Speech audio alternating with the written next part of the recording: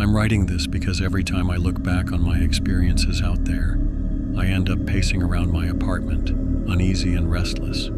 People love talking about the Appalachian Trail as if it's just scenic overlooks and friendly hikers. But I learned there's a lot more than meets the eye. Before I ever set foot on that route, I was the type of person who devoured paranormal stories. Something about the unknown always grabbed my attention. Maybe it's just human nature to chase mysteries. By the time I started planning my extended trek, I'd convinced myself that I was more prepared than most for whatever I'd find in those ancient mountains. The reality? Completely different.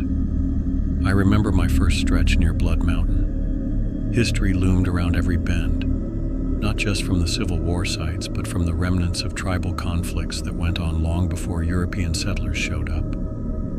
The ground felt worn in a way that's tough to put into words, like it had absorbed centuries of voices.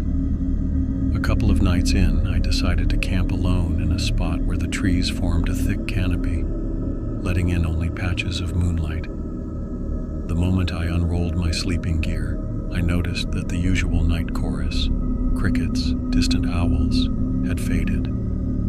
There was an odd sensation of being watched from multiple angles. My mind started to wander, and I ended up lying awake far longer than I wanted.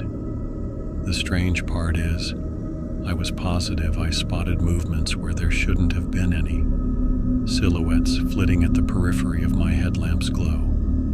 Once or twice, I had the distinct impression of a figure standing behind a distant trunk, dressed in something that didn't fit modern times. I never got a clear look, but that sense of stepping across some invisible threshold kept me wired until sunrise.